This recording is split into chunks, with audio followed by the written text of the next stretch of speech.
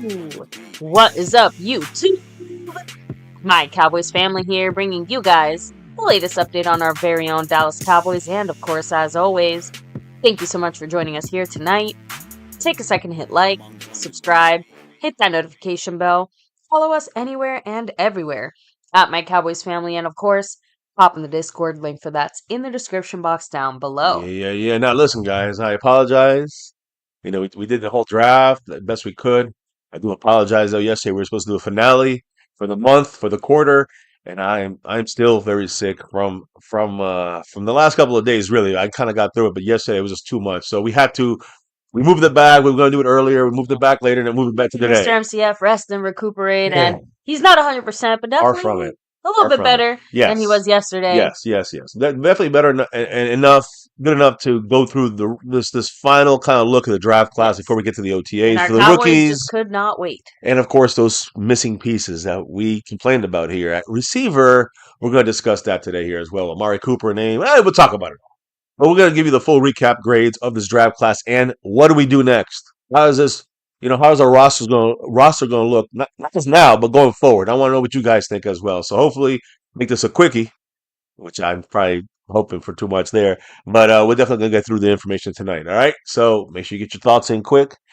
Remember, if you guys are battling for the top spot, this is it. This is for basically a couple entries into the raffle for the jersey. So we're going to get through it all. Tonight's the last stream of the month and really of the quarter until we do another one sometime in May. It'll be the next time we reset everything.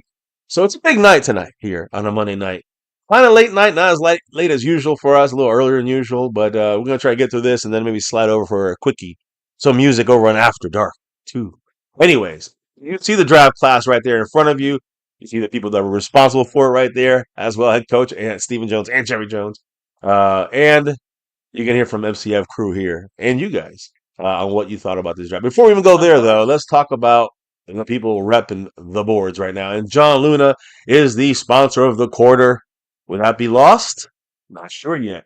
But he is on the brink of losing it tonight, possibly. That's right. Also, John Luna is also the dominating leader, the dominator at gifting memberships. The last 6 times we've done this here. So over the last 3 months, he's been the gifting champion. Huge shout outs to the man, John Luna. He is a, Houston Texans fan, boo, but he's a great man. And thank you, Mr. John Luna. I know he also has check out the description in honor of Charlie. So you can check that out and maybe help out there if you'd like to as well. Now, the other leaders, you see A. Lavelle with 61 points. Much love to Mr. Lavelle. Repping that stream boss and the man staying skeptical fan. Shout outs to him because he's the Cash App King for this quarter so far. So we'll see what happens to the next quarter and the leaders because when it comes to the Cash App side, well, let me put it this way. When it comes to the gifting membership side, right now, Skeptical Fan is in the lead with 2 gifted memberships. And hey, tonight is the final night. So if anybody gets 3 at the end of the night and Skeptical don't give any more, you'll be crowned champion. Big shout outs to you guys, to the person who wins that. But right now, Skeptical Fan trying to break John Luna's streak of gifted memberships. Also, when it comes to leading the Cash App board, it's not Skeptical Fan. It is Cab52. Shout out to Cab52, who did have the stream boss for a little bit, broke the John Luna streak there, the stream boss. And Cab52, he is now in basically in first place right now, trying to capture the crown on the Cash App side of things. So that's the shout outs for everybody there. Of course, we'll talk about a couple other things before we get rolling with the news for tonight.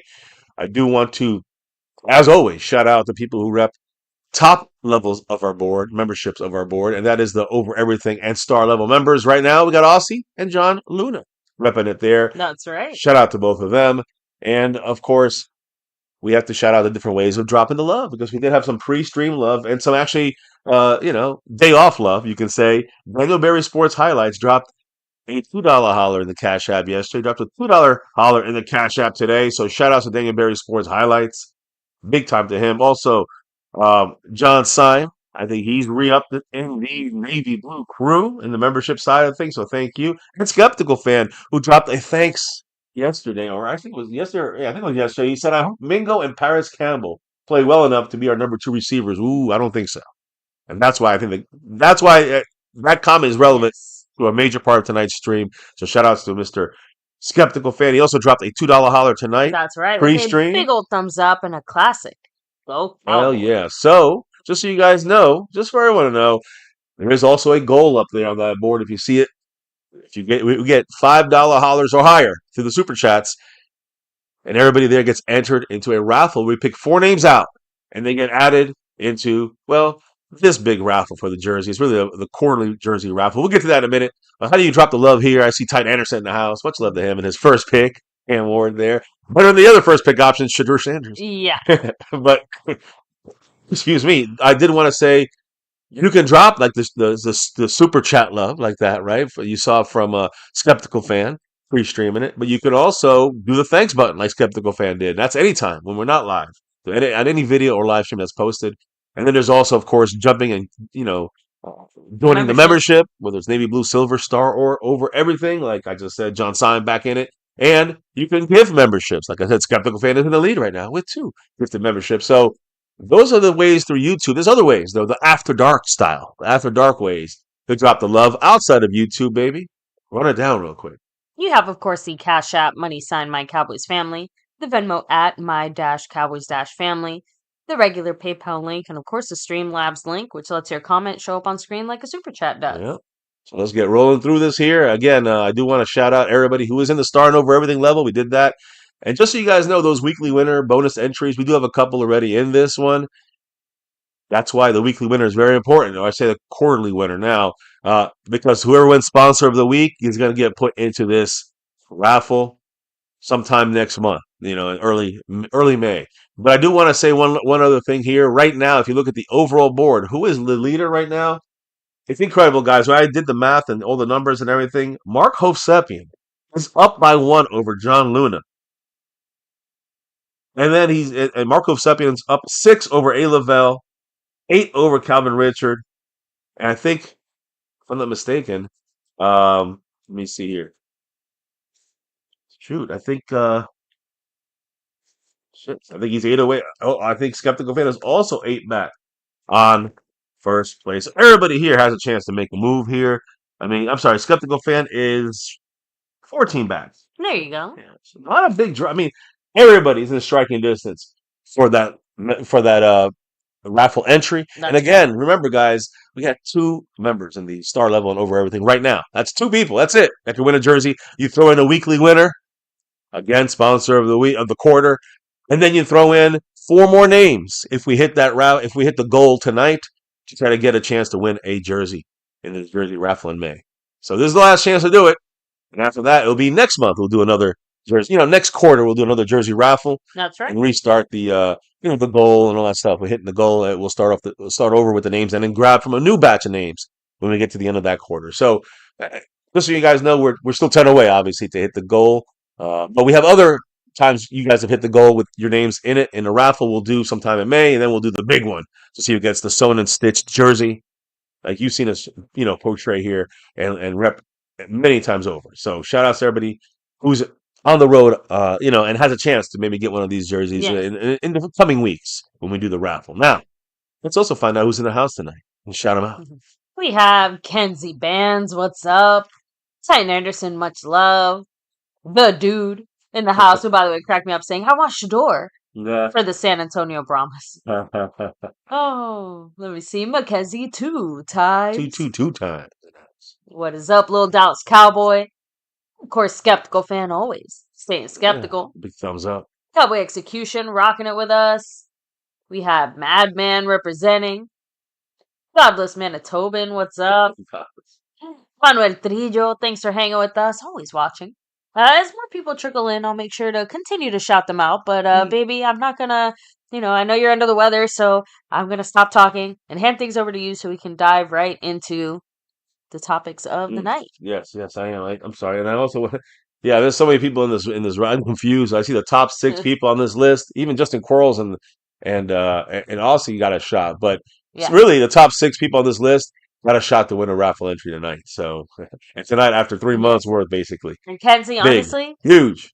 That is the one good thing about the draft, right? 3 more months until football is back. Yep, let's It's kind of like a little placeholder, a little Yes. marker. By the way, I guess technically anybody could come in and win this tonight too. Drop it 100 or something, and then they got it, you know. So anybody can win it, but those top six are literally striking distance away. So again, a shout out Skeptical, Dingleberry Sports. Big shout outs to you guys for dropping that pre-stream love. Also, John Simon, the membership side. But let's get into the Cowboys side of things. Let's talk Cowboys, and I'm gonna start with the Cowboys. We got our rookies. We got mini camp, rookie mini camp around the corner. And it's not even, it's like the real OTAs for the Cowboys is going to be with rookies and it integrates with the players. But the rookie minicamp, which is actually what comes first, it's set for May 2nd, 3rd, or 4th, May 2nd, 3rd, 4th, and 5th, or May 9th, 10th, 11th, and 12th. I'm hearing it's May 9th, 10th, May 9th, 10th, 11th, and 12th. So Okay. look for that for rookie minicamp a little later in the first week of May, I guess you could say, than earlier. But we'll keep an eye out for that, for you guys on that. And of course, any videos that come up in May with the rookie minicamp, we will try to get up here for you and get you on the shorts section of things. You can check the shorts. Always throwing out new stuff there.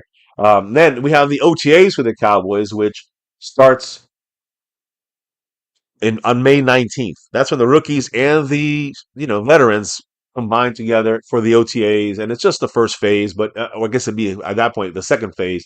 But it's May 19th to the 20th, May 22nd, May 28th to the 30th, June 2nd to the 3rd, and June 5th. Those are all the OTA days and the different waves. That's kind of like the second phase. The third phase is mandatory minicamp.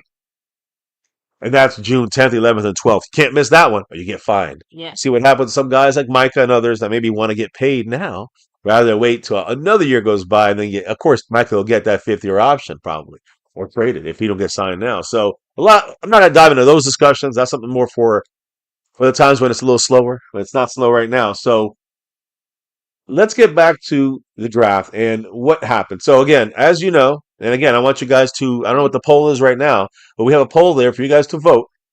And you can let us know what you think about this draft class. Is it an A to B? Is it a B to C? Is it a C to D or D to F? Well, right now we only have 29 votes, All right, but let's it's go. leaning very heavily towards AB with 41%, Wow. Well, okay. And then what's next? BC with 24. Okay. So for the most part, most people are fans of this draft, but there's I would say there's a not insignificant portion who feel like it's not as good of a draft, right? 17% saying CD, 17% saying DF. So Yeah. it's like 60-40 good bad. How about that? Interesting. Okay, so it's kind of evened out a little bit because before it was a They- lot more good. A lot more good than bad. At least that's what the polls have shown us in the last couple of nights here in MCF. But I do want to also our offseason tracker. We made some moves. I'm not going to go into those, but it's more about our draft. And by the way, the Cowboys have not signed any new, undrafted free agents. So those 9 guys are still the same 9 guys we have. Wow. Yeah, we reported that on day 1. Now it's still the same. So we got it all here. We were up to date on everything on that third night of the draft there. Yeah. It was third night of the draft when we did our third night of the thing. Yeah. So we haven't done any other moves. There's still open spots on the practice squad. Remember that. But when it comes to the grades, man, I'm telling you, you guys must have hit close on this because PFF gave us an A plus. Sporting Okay. News gave us an A. The Ringer gave us an A minus. NFL.com gave us an A minus. USA Today gave us a B plus. PFN, Pro Football News, gave us a B plus.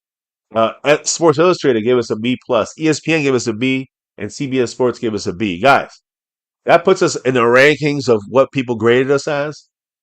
First by PFF, by the way. We were number 1 rated team in the draft by the analytics of PFF. PFF has us 1. Sporting News has us 3rd. The Ringer has us 7th. NFL.com tied for 7th. USA Today 6th. PFN tied for 12th. Sports Illustrated tied for 8th. ESPN 13th. And CBS tied for 17th. So, I mean, 17th is the worst and the best. Obviously, 1, 3, and 7th place on this. But the Giants also, I mean, when you look at all of our grades, it came up to an A minus. When you look at all the big analysts, and that right there, gives you a pretty good. Where's our ranking kind of falling? About 8.2. The Giants also an A minus, got a 4.8. So basically, they're ranked 4th, almost 5th, right? So they're a little in front of us there. The Eagles with a 7.8, another A minus for them. So all three teams right now, A minus is on the draft when you combine all of these big, Yeah. analytical sporting guides or whatever, and they had a 7.8. So basically, it's the Giants at 5, the Eagles at 7, and the Cowboys at 8.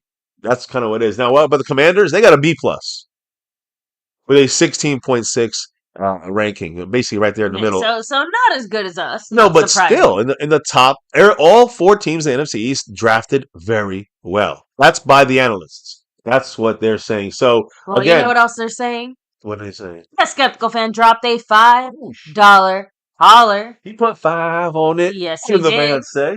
I didn't see it He's come up. I'm sorry. I have a feeling it's something to do with maybe the stickers. I think the stickers of the thumb and Just this dancing, because I know he's dropped it before and it's gone through, but every single time it hasn't shown up on the and it does screen. not hit as a goal. Are No, you it's kidding so me? ridiculous. So we will count it towards the Yeah, what goal, of kind? But course. people won't see that. So, yeah, but yeah, Either well, way, he's pumping it up. yeah. He's keeping it up. He's go cowboying it up. Hey, Thank you very much, skeptical fan. Appreciate you. By the way, he said he's grading this as like a B plus. okay. So I think Aguilar agrees, saying that he has us as a B plus. And just to give you some perspective, James Hurst said he puts it at a D. Mm. So So this is some span of we've difference got there. some. Yeah, I like that though, in the sense of I Oh, yeah. like the fact that we have different opinions in the chat. I agree. You know what I mean? 100%. I'll save my personal overall We'll, thoughts we'll for get it to you guys. for a few more minutes after you get to touch on a few Yeah. other Well, draft related points. I actually want to make sure I say here very clearly, skeptical fan just tied Calvin Richard in the 4th place on the overall board. There you go, skeptical. Right trickles behind A. Lavelle, John Luna, and Marco stepping for 1st place. Calvin Richard tied with him. And Cab 52 drops into 6th place there. Again, everybody, literally everybody in the running here. Now it's even closer. Now the battle's even closer. Let me be honest about this because now, um, yeah, now we got ourselves a real battle here for the end. So Yeah, skeptical fan, I got the inside track on that. If he keeps it coming, anyways, that's what most of the I appreciate you big time. We're trying to keep it. I'm trying to keep it up, skeptical. I'm really trying. So again, you're looking at our draft by the analysts and the experts. It's an A minus, about 8th best in the draft out of all 32 teams. So if you look at it like that, great draft. I hear a lot of cowboy YouTubers saying, "What a great draft! We love it." Other than the receiver thing, and I'm talking about some legends out there that know what they're talking about. But I also know everybody wants to hype it up as much as possible. I'm done hyping it up. I need to see results. I don't need to yeah, see a defensive edge rusher drafted 3 years in a row, and then we're saying that's a good draft. That's in the second round, by the way. So yeah, we got some things to discuss here because I don't see this as an A or B draft. Not yet. I've seen better draft prospects where we had guys looking to like start in the 1st, 2nd, and 3rd rounds rather than just fucking around and let's work them for next year, the year after that, which is good, but not when you have so many open holes now. yeah, If we had a team that was more complete, this would be a great draft.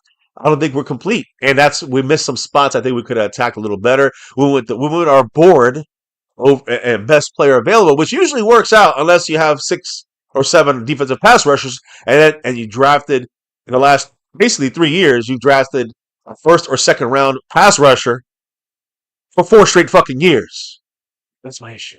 I don't know. Is that an issue? Should that be an issue? so I don't know. what was it that you said the yesterday, the day before? Like, oh, what's the definition of insanity? Doing the same Anything thing over and over again, expecting the same fucking results. expecting different I'm results. sorry, expecting different results. Yeah, but yeah.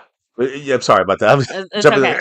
If anything, Jerry thinks that if he there. somehow like He thinks unlocks it's the going to get magic different. Yeah. combination of things that will bring him another Super Bowl, it's like it just is not going to go the way that I think he has in mind. And I feel like the way this draft kind of went is pretty exemplary of that. Like I said, uh, man, I feel like I'm spoiling it. I can't help it. Sorry, baby. I am gonna talk about this a little bit now, but before I get too deep into that, though, I do need to shout out once more. The man, Stay skeptical fan, skeptical. who now is in 3rd place by himself. I think he's 3 behind jumping John Luna. He's like 8 or 9 behind jumping. Let me make sure. I think he's like 8 or 9 from jumping Mr. Marco Sepien. I'm sorry. I think Yeah. he's yeah. I mean, yeah, he's like 5 away. I think from drop from. Uh-oh, things are changing because Calvin can't breathe. Huh?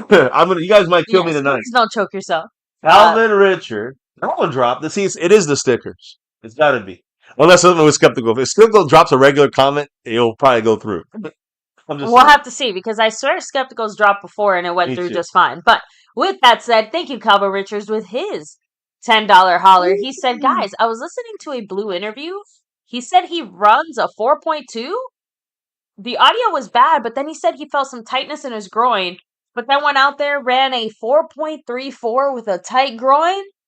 Four Wild. point three eight is what I think he ran. Okay. But yeah, I mean 4.34, 4.38. The point is that he is extremely fast. That's one thing I saw about Jaden Blue is that he is fast as wind. So that's and he has great burst, explosiveness, cutback ability. He's big enough to eventually be, I think, a three down guy. You know, even though he's like Emmett Smith size, right? Yeah. But he's not. But he's not your prototypical big guy. I think Mafa will help us there. Yeah. I'll discuss that here more. And But that's a great point by Colin Richard, and I brought it up the other day about his speed and that acceleration and burst he has once he gets through the. He follows his blockers, sticky to the backs of his blockers, and then squirts out left or right, and then bursts for big yardage. That's what his yeah. game is, and also in the catching the ball, in the receiving side as the running back, a speed. I mean, he can kill you in the passing game as well. But Jaden Blue is a great like change of pace, third down kind of back. And that's what he's going to start off as. I don't know if he's going to be a starter day one. He's going to have to earn that this year into next Yeah. year, you know? And that's kind of why I can't be more excited about this Mm. draft. Because if I looked at A it lot of just ifs. on paper, it's kind of like what I think was it Texas Cat here? Yeah, Texas Cat had said a few comments ago saying on paper it's a good draft. We drafted to run the ball and then to stop the ball. You know, Yeah. like so it was very much a run focused draft, if you want to call it that, when it comes to, again, like you said, stopping the run, actually running. The problem is that we can't just look at these players on paper. Even with some of the rumors of free agents or trades or things that we want to do outside of just these drafted players, it's hard for me to be as excited. Like, for example, Calvin Richard just brought up Jaden Blue. Right. I don't know how many eggs I want to put into the Jaden Blue should be starting basket. I mean, I think he'll be starting more of a starter next year. That's why you have, Jadavian. What's that? Not Jadavian. You have Williams. I forgot. I Yeah. can't say his first name now. It's simple. And then you have was it man? I am really bad, guys. I apologize. I'm sick and not ready here. And I think we have Miles Sanders, Javante Williams. Those are our two starters, but they're veterans. Well, you have guys like Jaden Blue and I did have Phil Miles Sanders' Maffa. name in my head, but I know I keep in saying my head Miles I Austin. almost said Shadur Sanders, and I was like, that's not Yeah, it. that's gonna be way off. But the point is that I want to wait and see on all of these guys. Unfortunately, we have to wait on these guys because other than our first round pick, there's really no immediate starter in my mind on this list. You guys can say, well, yeah, we got Jaden Blue, we got the cornerback. Bang, again, I don't trust him until I see him on there. He can handle it. We got 18 freaking edge rushers, so Exactly. these top picks are not really starters yet. Yet. I'm going by yet. And Now look, I'm going in everybody a has couple to of years. start I might have. somewhere, but looking at this and just being objective, right? Booker's starting, at least he can contribute. I don't know about Azuruaku. Sorry. I think he's very good. But again, we have Marshawn Nealon, we have Sam Williams, we have Micah Parsons. I'm What's saying these are the funny guys is we drafted before it this. almost has less to do with him and more with the fact that I genuinely do not trust this front office when it comes to that position, especially at the second round. We've struck out every single time. I want to believe it's somehow different this time, and yet I can't. So, insane. Yeah, no, I got you. And I think, oh shit, I was just about to update everybody on things. Yeah. But let me update everybody on things again. First of all, Skeptical Fan dropped a $2 holler and a thumbs up. Shout outs to him. And then you see right there, Calvin Richard dropping a 5 on it.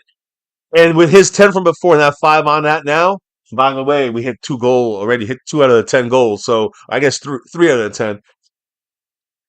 Calvin Richard is in first place. That is, again, incredible. Calvin Richard in first place. Marco Seppian in second. Tied in third. Tied. John Luna and Skeptical Fan. And I'm just saying everybody is within like 10 of each other, 5 or 6 of each other. It's just crazy. So what did Calvin Richard have to say, baby? Well, first of all, thank you, Skeptical, with his Go Cowboys. Yeah. And then Calvin Richards said, I don't think he's going to start either. I just like the idea that we have someone with that kind of Yes. speed to threaten the defense. I've said this before, and I'll say it again. He pushes Deuce Vaughn into the practice squad or off the team. He's much better than Deuce Vaughn. He's bigger. He's faster than Deuce Vaughn. Now, is Deuce Vaughn harder to catch because he's so small? Yeah, but he's also easier to bring down. Jaden Blue would not be easy to bring down. Yeah, I'm not even opposed to a faster, speedier, less power type running back, just because again, it does feel like we have been leaning more towards the finesse type of back. And let's be real, the few times we've tried to do something more of a power back, it just hasn't really worked with our offense. Well, outside of like Zeke back in his heyday. We're gonna have that's the thing. We could have a guy who can do both things, or we could have a guy that does one, and then have another guy who handles the other kind of stuff. Well, for this first year, we're gonna have guys handling the other kind of stuff, the first down carries, the short yardage carries. But then we got Jaden Blue doing the third down stuff, the change of pace back, and the receiving out the backfield. Those are devilish ways we can use them, and we better use them right. And by the way, shout out! I see quite a few names in the chat hopping in here. Danny's Dallas. We have the dude, of course, Calvin Richards, Skeptical Fan, Texas Cat, Aztec Aguilar. Let me see, Drums and Cowboys, much love. Even you, Phelox. Ori, what's up? So anyway, back to you, baby. Yeah, one last thing on this page I wanted to discuss and say, all those undrafted free agents, rookie free agents, was again you'd figure that Trayshawn Holden from receiver from Oregon, he's the biggest name there, especially the fact that we don't have receivers. Not that he's going to even make this team, but the guy the Cowboys paid the most for the undrafted free agents out of all of them was Elijah Clark. You see him right there, defensive back from Syracuse. He got a $259,000 payday for being on the for making for coming to the Cowboys as an undrafted free agent. Now, if he makes the squad, now the Cowboys got to bring him up, sign him up, and bring him to the and pay him on a salary kind of situation, not just a big lump sum. And it's usually for a practice squad player. So we'll wait and see what happens. But Elijah Clark, out of everybody, there was a lot of different guys that were paid high. He was, I think, the sixth highest paid undrafted free agent. So again, being a defensive back, and we're injured there, that's something. Another guy to keep an eye on. Trayshawn Holden, receiver, and Elijah Clark, defensive back. Excuse me. I'm trying to get through this, guys. You hear my sickness is coming through. If you're on After Dark tonight, the word's going to be sick. Okay, sickness, sickly, whatever you want, but match the music with. Don't give it away. I know. Mr. Calvin Richard, again, dropping that 5 on it. He's trying to pull away. He will get a raffle entry if he does win this thing tonight. Tonight's the finale. What did the man say? As we are now at 3 hits on that bullseye for the gold. Technically 4, I guess, but yes. He said if they can get this guy to the second level, he's gone. Well, then it's a good thing we got Tyler Booker.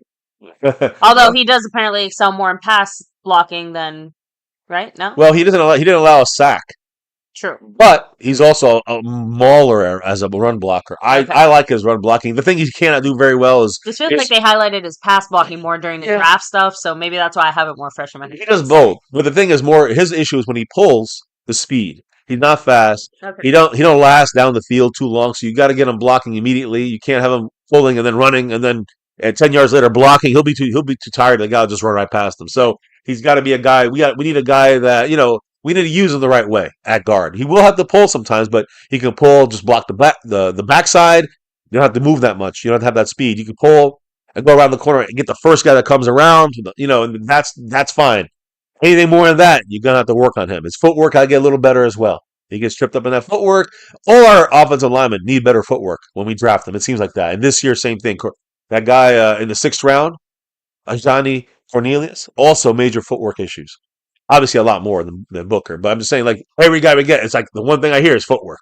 So we obviously like guys that can't be good on their feet because we can teach them. It seems like we develop these guys that have bad footwork. Everything else, they got to come with it.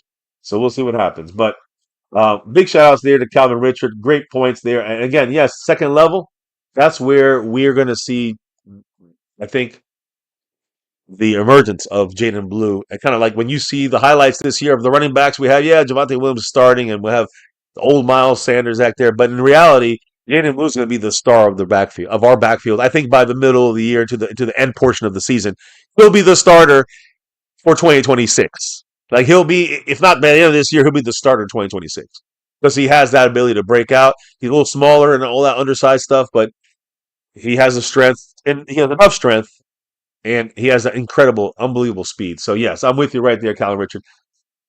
My favorite picks for Booker, Jaden Blue. I mean, I like Jay Kawaya if he could make the team. Yeah. And Phil Maffa, I like as a running back. We've got two running backs now instead of one. And one guy's for the short yardage, which is Maffa, and the other guy's for the quickness. So, we could have used that. We could have traded up, got rid of a couple of those picks, and gotten Trayvon Henderson. Pass block, pass catch, block, run the ball, run over people, use speed, have the agility, does what both guys do. To me, that would have been the smarter move. All right, hey, listen, we'll see what we do. We have to get somebody who can get those short yards. We have nobody. The last 2 years, we really have nobody that can do that. That's where Phil Maffa will come in. So we'll see what happens. But being gone, taking over, yeah, that's Jaden Blue's job right there. So I got you right there. And Calvin Richard again in first place, trying to take a wider margin lead right there. And we have, I think, 4 hits on the on the target goal, 3 or 4, whatever it may be. Now I do want to. Actually, shouldn't it be 5? Maybe might have to be. Yeah, it is. The skeptical dropped 2. Okay, so I have So to we're halfway there. go through that. Yeah. Now let's get to how does this affect our roster? Okay, guys, because that's kind of one of the main things I wanted to bring Yeah. up today. In real terms, what does Yeah. this mean on a practical level? Because when it comes to grades, I don't know. We can give our grade right now if you want, but I kind of want to go through what we're going to be using these guys as. When it comes to grades, to me, it's a CD range, not CD Lamb. A CD range. BC, probably more of a B minus. B minus. Okay, a low B. On my end. Yeah, like I said, there's a few questionable players here in the more top 5 section of it. And to me, it is just, I don't know. Like I said, look, I kind of said more of it in the earlier section, and I had lost that train of thought a little bit. But it's just a combination of injuries plus where we picked some of these guys that feels like a combination of reaching plus not sure how immediately productive they're going to be, sprinkled in with the I really was hoping for a little more offensive firepower here. I know that's one of the reasons why we're so excited maybe for Jaden Blue, just because it's like, hey, like there's that little bit of offensive in the top 5 power we were looking for. Obviously, Tyler Booker, like I said, that one is probably my favorite pick out of all of them. My point is that top 5, we got 2 out of those 5 that are like could play a lot now, right? But then you got Izarok, who's going to be behind some guys. You got Ravel Jr., who's injured, and we got, let's not talk about Shamar James, which we reached and traded up for. That linebacker, an Eberflus pick. So 2 good picks in the top 5, in my opinion, are really good picks that I'm happy about. Booker is going to be a solid guy no matter what. Offensive lineman, top 12. I mean, he's fine. He's going to be great with us. And Jaden Blue running behind him. To me, that's the guy who's going to kind of emerge from this group of top 5. I hate to not. I know some people love Revel. Let's Revel over Revel. But the point is that he is still. I got to see. A question mark. Sorry, Cowboy. I know Dr. Cooper did it from the Cowboys and he knows more. I don't give a shit. I hear this before and it doesn't mean shit sometimes. Oh yeah, Amari. Michael Gallup. His name was done by Dr. Cooper. He's finally come right. He never was the same. He retired 2 years later. I'm just saying, it doesn't fucking matter. Revel Jr. could have issues with cuts. He might not be confident. No one knows how mentally he's going to be when he comes back. I need to see it. I'm not going to just say, oh, what a steal. He's a steal if. Donovan Ezuraku. I liked him. He was probably the top pass rusher when we were up to pick in the second round. I do like the guy. He's undersized. He's not a 3-down guy right now. He's not a run stopper. So those are the issues. But everything else, he's good. He's like a little mini Micah on the other side. But we got Sam Williams. He's supposed to be mini Micah. We got Marshawn Neely. He's supposed to stop the run on that side. I mean, I don't know. It's just like we got these guys and we seem to just almost over. And all these guys in the second round at the same position, it bothers me. So how much time? Again, remember, we got Dante Fowler back too. You'll see what I mean when we look at this actually plays into the reasoning of my lower grade level, which would be more like a C minus to me. To me, it's a C minus. To you, it's a B minus. So it's a grade off. Not that bad. But A lot of people are saying A's and B's, like a lot of the analysts. Yeah. Well, I guess I'm different from the analysts this I will time. say that does surprise me quite a bit. Well, let's look at the reason why we gave maybe lower grades than the rest. Because the average was like an A minus. You gave a B minus. I gave a C minus. You guys give your grades.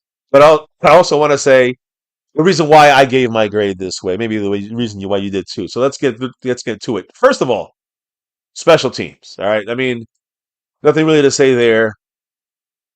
Same guys as always. Brian Anger, punting, Aubrey, kicking field goals and extra points. Trent Yeah. Zieg, it's the long snapper. We know that already. The holder, whatever. Now, the returner, Lamonte Turpin, we knew this. He got re-signed. The backup to Turpin is Deuce Vaughn. That could be Jaden Blue very soon. Very true. And the backup to Lamonte Turpin on the kick return side is Wanye Thomas, who, by the way, changes. I think he changed the number to number 2 now. So Wanye Thomas, that could also be Jaden Blue in the future. Keep an eye on that change. That's on special teams, though. There's really no big changes on that side of things. So I just wanted to make sure we kind of got on the same page there. Now, let's also go to the next level, which would be the offensive side of the ball, which now you're looking at the depth chart here. Now, let's take a look at this, guys. Look at our quarterback. We know Dak Prescott, Joe Milton III, Will Greer. Those are our guys there. Running, and now we got tight ends, Jake Ferguson, Schoonmaker, a bunch of, listen, I think that a lot of these guys kind of are winners in this situation. Why do I say they're winners, winning? Well, because we went with a very defensive heavy draft, and I don't know. It just feels like an offense, and I say like more starters on the defensive side, or possible starters, or guys we could use in there. But in this group, you can see that some of the winners, tight ends. Let's be honest, tight ends. I mean, Jake Ferguson, Luke Schoonmaker, they're still the starters. Mhm. They're still the 2 starters there with Spanford, Stevens, and even Princeton Fant, who gave us some work last year. So again, we got ourselves 5 solid tight ends. One probably Princeton Fant will be practice squad. So I'm just saying, like you're saying, maybe one guy will get injured. Someone's going to get injured, of course. So your tight ends, quarterbacks were kind of set there. Fullback is Hunter Lipke, if he makes the team, of course. And when it comes to the, I guess you could say the running back situation, that's when which we already kind of discussed. You see Javonte Williams, Miles Sanders, added to this team. Jaden Blue, rookie, added to this team. Deuce Vaughn probably not going to make this team now. And Phil Maffa back there battling with Malik Davis, who's practice squad. So I see practice squad, Deuce Vaughn, Malik Davis, and possibly, Javonte Williams, Sanders, Blue, and Maffa as the 4 running backs. Hunter Lipke is the questionable one there. Will he make it? Will it be 5 guys? Will he play special teams? The Cowboys, with Schottenheimer, that may change. So they're going to be fighting for probably 4 spots. Those 6 or 7 guys are going to fight for 4 spots. So that's the running back side of things.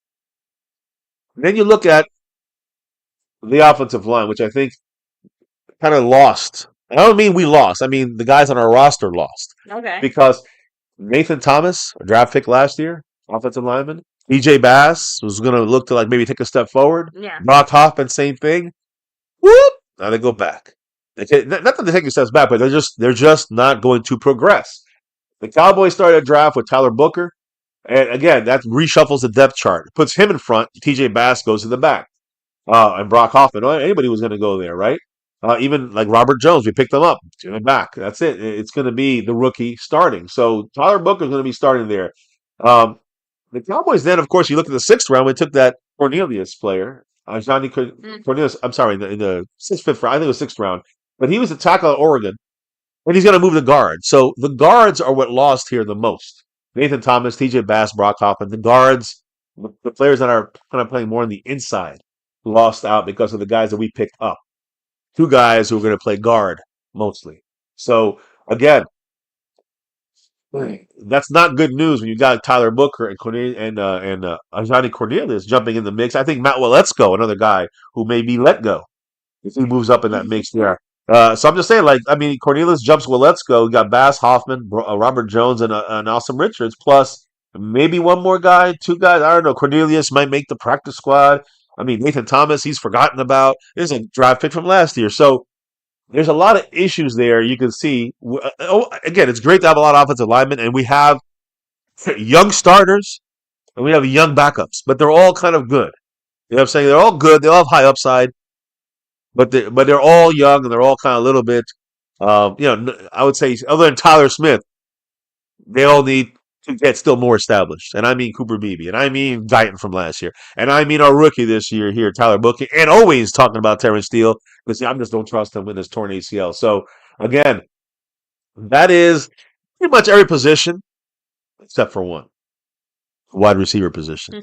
That's the one we got to talk about here. So let's. So first, let's start with the offense. I'm just saying, a lot of us were hoping it would be addressed in the draft. Slightly disappointed that it wasn't. Like I said, it's one of the bigger reasons why I'm still feeling a tiny bit of disappointment just overall. I think a lot of people are putting the Cowboy draft lower because we don't have a receiver. Yeah. I don't really do it. I'm not really doing it for that reason. I'm doing it for other reasons. The receiver thing, I could understand after the second round why we wouldn't pick up a third round receiver just to what? Have another Jalen Tolbert? Like that's not worth it to me. I have another Mingo. We already got that. No, So after a certain guy or two, it was over. Yeah, when it comes to the draft, it didn't really impact the grade that I gave it. Like I still stay with that B minus. Disappointed we didn't. But like I had get any said a little receivers. while before that, it's hard not to look at this draft and look at the bigger picture implications. So like I said, okay, so if we didn't address it in the draft, we still need some kind of receiver to back up CeeDee Lamb as far as like being the number 2. Yeah, we need a solid number 2, and that's the thing. We don't have a solid number 2. We have a huge hole there. So Yeah. that is a number 2 is a guy who's going to be solid. And again, you're not going to get a number 2 in the third round of the draft. He's not going to just jump in the draft. Even the second round, you might not get a number 2 day one. You want to get someone more established when you want that number 2. If he's not a superstar, if he's not, Tex Area, whatever his name was, or of course Golden and some of these other guys in the first round. So I mean, again, like I said, for those of us who were hoping for a receiver draft situation, we were hoping it would be a first round receiver because, well, what better than a first round receiver or some top tier receiver to make as your number 2? Well, basically, yeah. But the Cowboys said, you know what? After the round 2, the receivers that they wanted were not number 2 receivers anymore in round 2. The ones that were left, and they weren't ready to develop them. They'd rather go trade for one, which we know the Cowboys had said that they were interested in doing. So first and foremost, I want to say this: look at our starting offense. Dak Prescott, running backs, Javonte Williams, Miles Sanders. I think Jaden Blue's in the mix there, of course. Receivers. Right now, we got CeeDee Lamb number 1. Would Tolbert be number 2? I guess Mingo is number 2. Tolbert number 3, and then Turpin is our plot 4th guy there. That's our 4 receivers. Ferguson and Schoonmaker are tight ends. And our offensive line already said it: Terrence Steele, Tyler Booker, Cooper Beebe, Tyler Smith, and Tyler Guyton. A lot of fucking Tylers, a lot of T's, except for center, we got the C, Cooper Beebe. But back to receiver.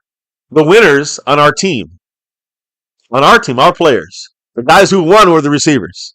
Because we didn't get any receivers in this draft. Jalen Tolbert, Jalen Brooks, Ryan Flournoy, Jonathan Mingo. These guys now, have a shot to make the team if the Cowboys don't make any other moves. Jumped on my ass there. I forgot that sound. Indian Boogie, who, by the way, I forgot to mention this, but 2 nights ago, he went back into the Navy Blue crew. So shout out to you. And he shouted out his monthly comment. That's right. With his membership message, Indian Boogie said, "We need a trade for a top wide receiver. Jerry won't, though." With the lovely little clown show emoji. Thank you so much, NDM Boogie. And Thank you, brother. like I said, a top wide receiver didn't happen in the draft, so there's really only one other way to find one.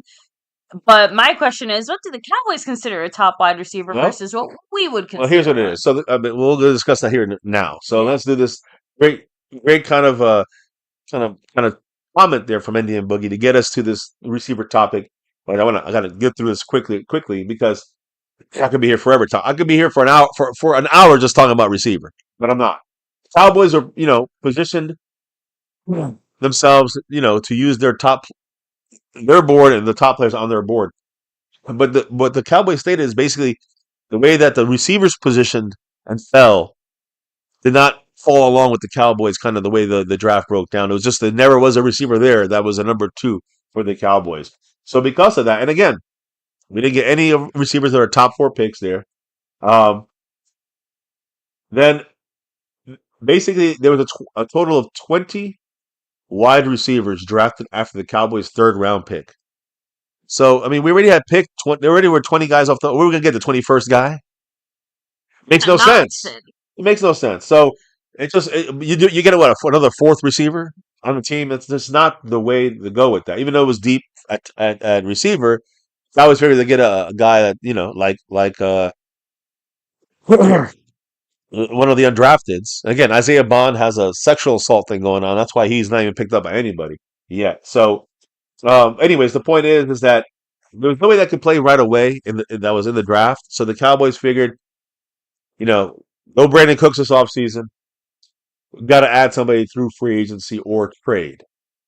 Now that's why I say or, because there's two different options here. So again, if you want to look at some guys we can trade for, I'm going to go with Indian Boogie's comment about trading for a top wide receiver. Now, you don't want to trade for a top wide receiver. We already have a number one. So we don't want to get another number one. Yeah. And it's going to cost too much, and it's going to be an issue with two number ones in your team. We need to get number two, and there's a lot of them out there. Now, these guys, can we trade for these guys? Most of them probably not. Let me give you five quick names. Tyreek Hill. He's a big name. That's a number one, and he fit great with us as a 1B to CD because he's smaller and faster, right? CD is bigger and can make the plays up higher up in the air. So Tyreek Hill, but the cost and what it's going to cost us in trade value and money, Cowboys ain't doing that. So even though he's on an option there, I guess you can. Listen, you got Cortland Sutton, who's entering his last year, I think, of his deal right now. He is a guy that could be picked up, but he'd be like a 1-year trade. Could be gotten, I guess, from the Denver Broncos. I'm not really crazy about Cortland Sutton, to be honest. But if we were to get him on a cheap deal, he wouldn't be a bad number two. He'd be better than Tolbert and Mingo. Now, Quentin Johnson from the Chargers, is he better than Mingo? He's a guy we could try to trade for. Would it be worth it? Alec Pierce from the Colts, another guy we could pick up. We could try to trade for. Would it be worth it? Are these now we're getting the number threes? We already have a three. We have two threes. Technically, in my mind, Mingo and Tolbert are threes. The one guy I think I would like to pick up because they kind of have other guys now in the mix there is in Pittsburgh, George Pickens. George Pickens is a great. Now, he'd be like another CeeDee Lamb. That's the thing. I think it's almost like you have too much of that. And he will be costing the Cowboys too much when it comes to what they have to give up. So I don't think the Cowboys are going to make a big. They say they have trades on the back burner, but these are the biggest names that are going to be a kind of trading block kind of situation. I don't think the Cowboys will pull the trigger on any of these, especially the bigger name guys, because it's now you're getting a number three or a number four. You're not getting yourself a number two if you're gonna go for an Alec Pierce or Quentin Johnson, you could get. But now you got yourself. He's probably a little better. Both those guys are better than Tolbert by a little bit. So, are we improving a lot? Are we getting enough on number two, a bang for our buck with that? I think a George Pickens move will get a bang for the buck. I think that, of course, Tyreek Hill will be great, but he's got some legal issues. Plus, he ain't going to be cheap. So, trading for a guy, I think that may be a bigger. I think that's a bigger obstacle for the Cowboys. But what about picking up free agents? Because some people suggested, well, maybe there'll be a Mark Hovsepian sighting, and there is. Mark Hovsepian in the house, dropping that 5 on it. What's up, brother? Free agent. Oh, just in the house. Mark mahalo to Mark. Oh yeah. He said, again, we need to trade to get an old guy because we can't draft. Thank you. And by the way, I'm about to announce the fact that Mr. Mark Hovsepian literally just. I think he might have jumped over Calvin Richards. I think Calvin Richards negated any jumping. I think Calvin Richards just jumped him back. I'm going to double check it. But what did both these guys say? Again, I agree 100% with Mark Hovsepian. I'm going to give you an option though of a guy that we don't have to trade for. But we'll get to that in a minute. But he said it. We got the guard too high, a defensive end with 4 defensive ends already, an injured cornerback, and a gadget running back with no starting running back. And you're reading my mind, bro. You're reading my mind on that one. Yeah. I mean, this is the issue why I gave it a C minus D plus. I gave it a C D in the thing here. You know what I'm saying? I wonder what you gave it, Mark, and your votes. I will double check this right now just to make sure I didn't, fall off here and mess up. But I think I got it right. Mm, Yeah. go ahead and triple check that there. Yeah. With that, let me go ahead and read a Calvin Richards $5 holler. Since we just read Marco Sepians, a big mahalo to you. But yeah, the defensive edge one drives me a little bit crazy. But when you put it in the context of like who he's going to be out there with, aka Micah, they basically wanted another Micah-esque guy on the D line, and that makes sense. Yeah, I mean, I do, I Not saying I understand, agree with it I understand that necessarily, just viewpoint, saying that from that side of things, I'm but like, it's an okay, overkill. On we'll get to defense in a minute. It's an overkill. You'll see when I still bring the defense overkill, up. yeah. You'll see what I'm talking. You get a fourth round guy that okay, an edge rusher. Mm. A second round guy, you have four. We just drafted four in a row edge rushers in the first or second round. Calvin The last Richards four cracking fucking me up years. though, because What did he's Calvin good. Richards say? By the way, he is in first place. I think he's in first place by 7. Oh, So he would have been in first place by 2. okay. But he's up by 7 over Marco Sepien for that sponsor of the quarter. Ooh, and there's others in the mix here, like Skeptical, many. Another 2 for Marco Sepien. He ain't going away. He's back in the mix here, and he's down 5. I guess 6 to take the lead. What did Marco Sepien say? Well, first let me read Calvin Richards' comment. Oh, yeah, that's right. I'm sorry, Calvin Richard, and we hit the goal at least 5 times. I know it's showing 5, 7, but anyways, go ahead. So Calvin Richards said, if Pickens is complaining about getting the ball in Pittsburgh, what does he think is going to happen in Dallas with CeeDee Lamb? That's a great point. So I agree. It'd be a waste to get 2 number ones. You don't want that, right? And then you're overpaying, and you got to pay Pickens a big deal because he's going to get off. He's finishing his rookie deal. 100% on that one. Even though I like Pickens maybe the most of that group, maybe the most attainable that has a number 2 or number 1 style abilities. Still, you're gonna have an issue if he's complaining in Pittsburgh. He's gonna complain in Dallas. So yeah, I don't like trading for anybody. That's kind of what I said. Don't trade for anybody, old or new. If you trade for someone new, you're going to give up a lot of draft picks and capital, draft capital and money. And then you're going to get a guy who's going to be bitching like George Pickens, and what's the use, right? Well, Marco Sepien actually brings up an interesting point with his $2 holler. I'm wondering if that defensive edge is a sign that we're trading Micah. Now, the Cowboys have double, triple, and quadrupled down on the whole Micah is going to be here long term. We're going to work it out. We're going to make it happen. And as far as we know, Micah has shared that sentiment. He's like, yes, like, I don't care what I got to do. I don't care what kind of pay cuts or whatever the fuck I got to get. I will make it work. So, guess let's see what an actual deal ends up looking like. I mean, and I agree, Cheese Louise, by the way. It'd be stupid to trade Micah, at least at this moment. Exercising a 5th-year option and maybe tagging him sounds like the better. Or trading him next year. I mean, I'm saying not this year, but next year. I'm just saying, tagging him is fine until, as soon as he's going to break down. It's fine until it's not. Well, I'm saying you could tag him for 3 years. It's probably worth it than paying him over $40 million. That's what Myles Garrett got $40 million. What do you think Micah Parr's going to get? And by the time we sign him for that $40 million, how beat up is he going to be? So I've gotten if the most juice. We get 5 years out of him, then we can tag him another year. That's 6 years. Maybe tag him another year. Still going to be under 40. That's 7 years we got Micah. You think in his 8th, 9th, and 10th year he's going to be a superstar still? Like no. You got to let him go around. I'm just saying. Nobody is safe on this team except for Dak because he has to be safe. He can't be traded. But really, no one would be safe if it was up to me. So, yeah, I don't know if I think that's a good assessment there by Marco Sepien. It could be, but we'll take a look at that in a minute. I do want to finish with the offensive side of the ball, and it comes down to the receiver side. There's been a lot of people suggesting Amari Cooper, former Cowboy that we gave away to the Browns. He's a free agent. And now there's a lot of kind of talk. Jane Slater, Nick Harris, they all have said basically there's been discussions internally with the Cowboys front office to go and maybe sign Amari Cooper. Now, that's not a trade, that's a signing. And he is a free agent, which is what's important here. We don't have to give anything up. Now, that would be worth it to me. Amari Cooper is now, I would say, solid number 2. He's better than Tolbert. So now you got CD. Remember, it was Amari and then CD. Now you'll have CD and then Amari.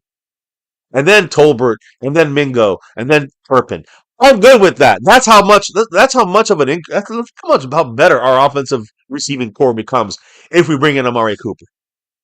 I'm not saying he's going to save us. He's going to be injury prone. He's older.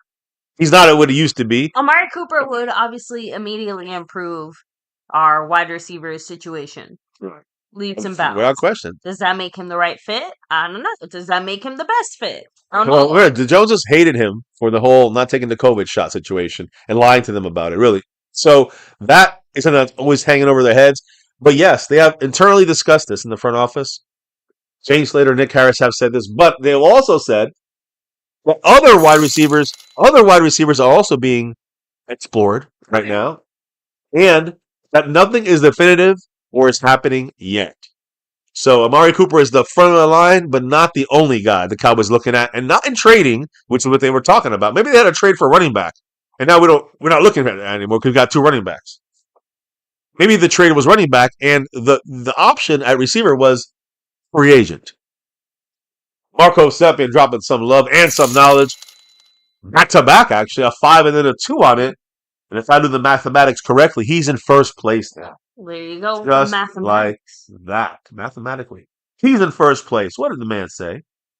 So he said, I am going to really listen to others. The running back, if he is a starter, that's what we need. Mr. MCF made him out to be a much better deuce. What do you think? And Coop's older and hates management, as in he hates our management. Oh yeah, he hates our management. But hey, money talks. Money always talks. But yeah, I mean, who doesn't hate our management? I think anybody except for Dak. Even Dak hates our management, the way they handle his contract. So let me see this here. He said, I'm going to have to really listen to others. Again, the running back, if he's a starter, that's what we need. And I don't think he's going to, that's my thing I'm trying to say, though, Mark. I don't think he's going to be a starter now. He is our change of pace back. He's going to help us replace Miles Sanders, who is, basically he's the new Miles Sanders, I would say. If you want to compare him to new Miles Sanders, he's better than Deuce. You're right. I'm saying he is. I'm not making him out to be much better. He's automatically better than Deuce because he's bigger and is faster than Deuce Vaughn, who's tiny. And we know he's not gonna be used. He's easy to take down. Just once you get your hands on him, that's not the case with Jaden Blue. So to me, that's an upgrade for our 3rd running back spot for now. He's the 5th rounder, remember that. So I don't mind waiting half a year for him to get more starting quality snaps for Jaden Blue. That's the way I look at that. And you're right. We talked about Cooper kind of not liking the front office. We know that. And a lot of guys don't like our front office anymore. But at the same time, I always say this, money talks and everything else walks. So, yeah, if Amari gets a good deal, he'll come back and he'll deal with the Joneses for another year or 2 or whatever it is. Big shout out to Marco Sepien. By the way, A. Lavelle's down to 16 points, not just because of Marco Sepien, but because of Mr. Calvin Richard, who, with that 5 on it, if I'm not mistaken, then we are almost hitting the goal. Because of the other 5, Calvin Richard is now in first place. Okay? I mean, it's back and forth. It is literally back and forth nonstop. And by the way, like Skeptical Fan, he's back like 15 on second and like 18 on first. So even he's not that far back, along with everybody else in front of Skeptical Fan on that list. So it's a free for all, and Calvin Richard has the lead. I'll update the board. Read what he said, baby. He said, "Guess I couldn't play for the Cowboys either.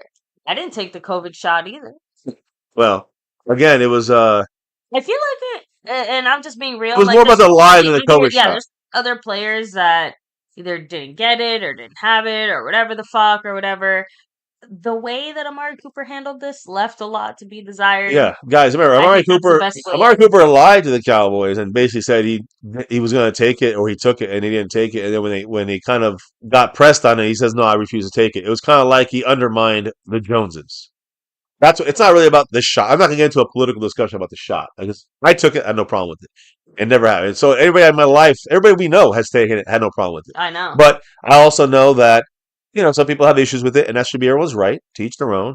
But the NFL wanted to make sure that everyone kind of was able to play a sport where you're going to be in each other's face, and they wanted to make sure they got that money. So in the end, getting that shot was going to be this. Some players felt it was for their their health and I believe so too. But at the same time, Amari Cooper and Beasley and others did not believe that way. And then, you see Beasley, having trouble getting even, again, not because he said it, because he played, he didn't look that good. But Amari Cooper was playing in Cleveland. No problem. He had some good games last year.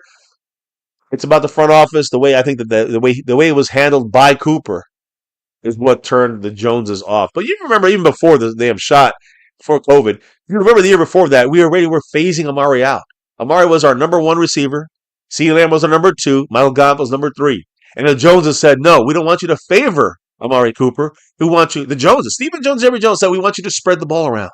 And if you look at the numbers in that last year, we had all three guys. Amari Cooper had an average of 3 targets a game. Targets as our number one receiver. Think about that for a second. So to That me, makes so much sense. yeah. So to me, it was like the Joneses played the games, and so Amari played the games, and they both hate each other. We'll see if that comes together. Mark, back on top, man. This is going back and forth tonight. He is back on top. We're just a couple away from hitting that goal. Technically, I guess we have hit it, but probably go over that. Shout outs to Mr. Marco Seppian. Ooh, do you know what he had to say? Hit me with it. I'm ready. A lot of comments tonight. I'm trying my best. Mark is back in first place by a couple over Calvin Richard. He said, we need a running back that plays 90% of the time and is a threat to defenses. You know who that Not was? Sanders, that's a joke. That's a joke. He's old.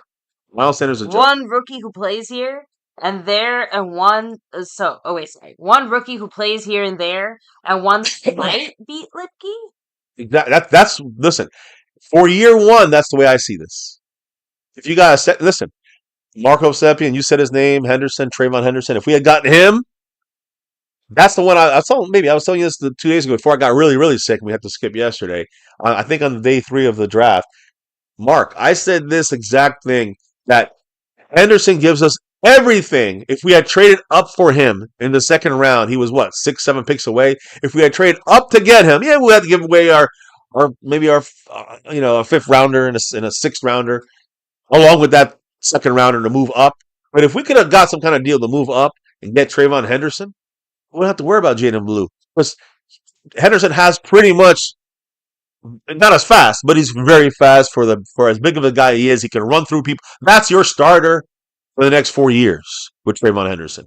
The Cowboys decided to trade up and then grab a defensive linebacker, Shamir James. What's his name? Shamir Jones. It's just like, what are you doing taking someone like that, moving up? And we last year, 2 years ago, moved up and got Eric Scott Jr. Woo! I'm just saying, we move up in the late rounds and like we're doing something. We move up in the early rounds, you'll never see that. Cowboys don't do that. Now, sometimes I agree, and sometimes I gotta just say, fuck no. I disagree. So, yeah, I mean, I hear you, man, and that's just the way it is. Hey, follower of Yawa Washi, 144K. Yahawashi? Yawa. You're Welcome. Hey, welcome to the family. We appreciate you. By the way, Mark, with that drop, he's in first place by, I think, 2 or 3 over Calvin Richard for that winner of the quarter. That's a big one, too. So, anyways, offense, you got Amari Cooper. Let me just quickly lay out some other names for you guys. Outside of Amari Cooper, that's the name we're hearing the most, but there's a lot. The Cowboys are saying there's other receivers. I want you guys, these are not trades. These are free agent receivers. Give me your favorite 1 or 2 from this list. Remember, free agency, you don't have to trade draft picks, but you got to pay the guy. Amari's going to want number 2 money. So let's get some names. You got Amari Cooper. You got Keenan Allen, who right now would be a number 2. Deontay Johnson, who played with the Baltimore Ravens last year. We got Tyler Boyd, who played with Tennessee last year. Before that, he was really good with the Bengals.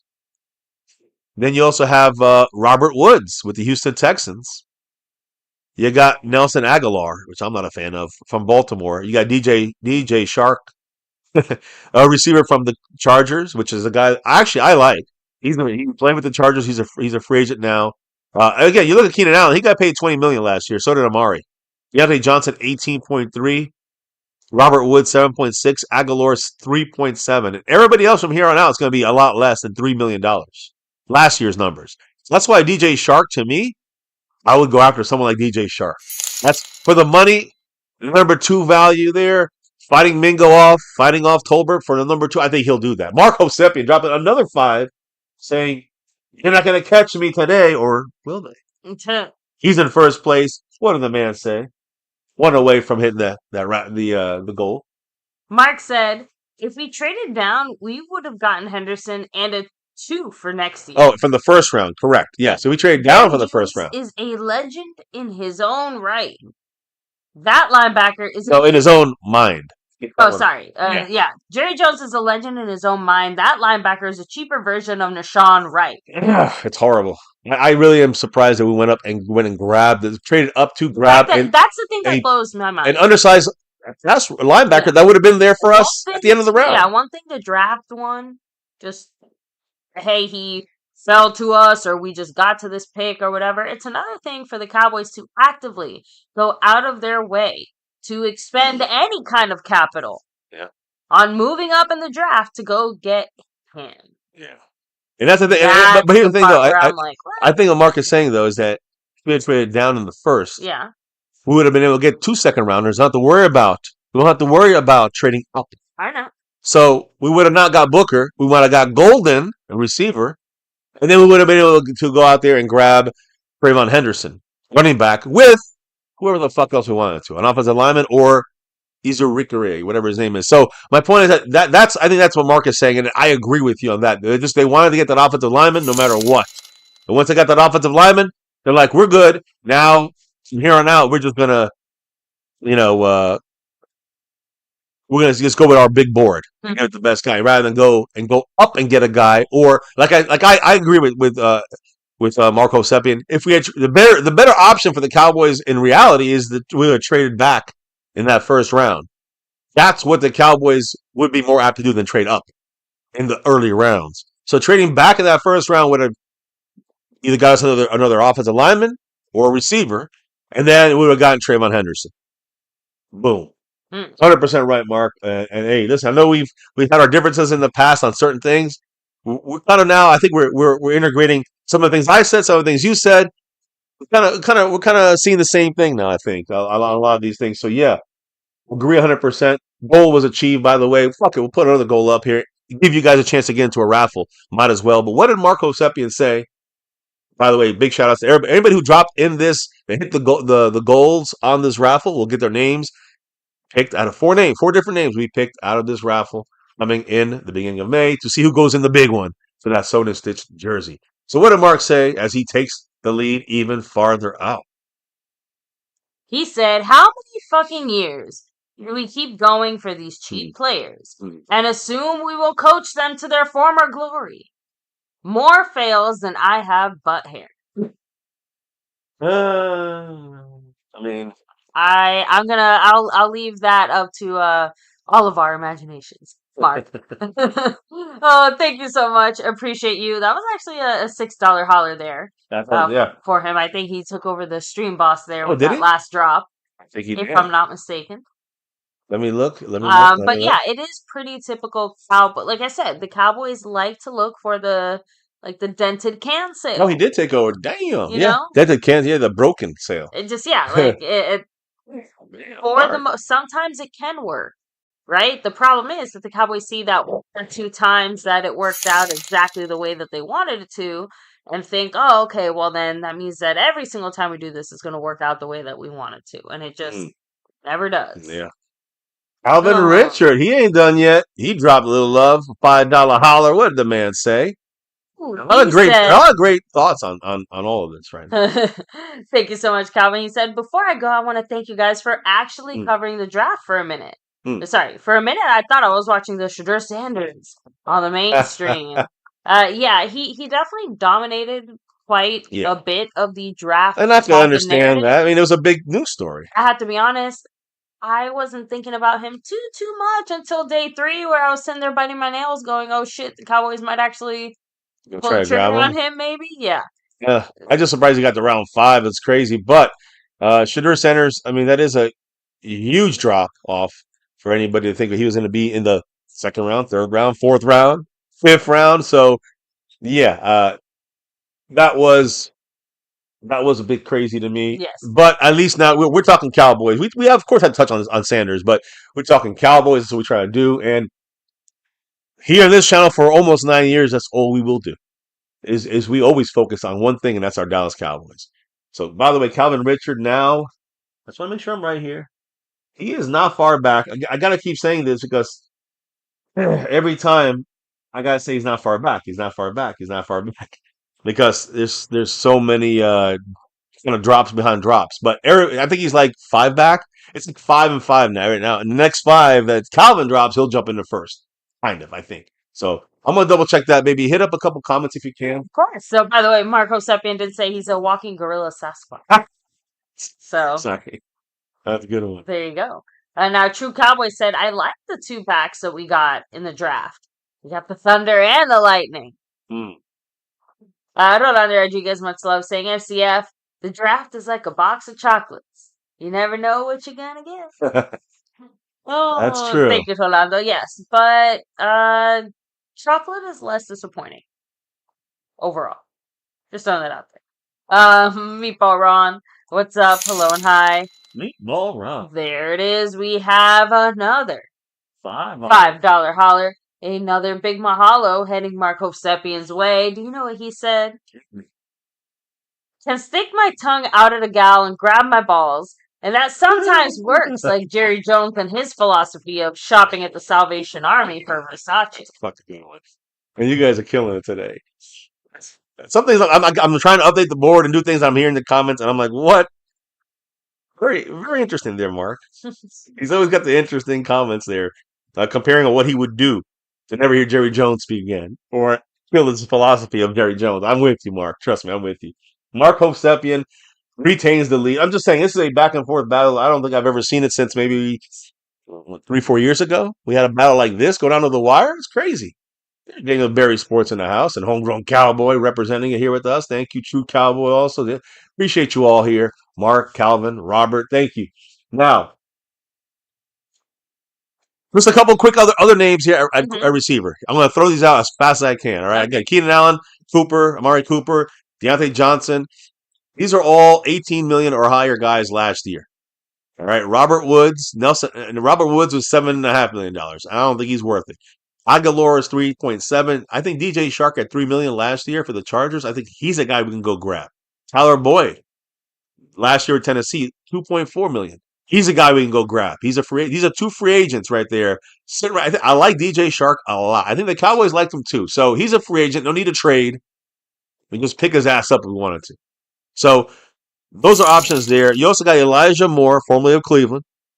He's up on that list there, 2 million a little last year. Brandon Powell, Chris Conley, Jamison Crowder, Deontay Hardy, Gunnar Olszewski, Allen Robinson, Colin Johnson, Malik Taylor, Simba Webster, Juwan Winfrey, Devin Tompkins, Brittany Covey, Jalen Darden, Anthony Schwartz, and DJ Turner.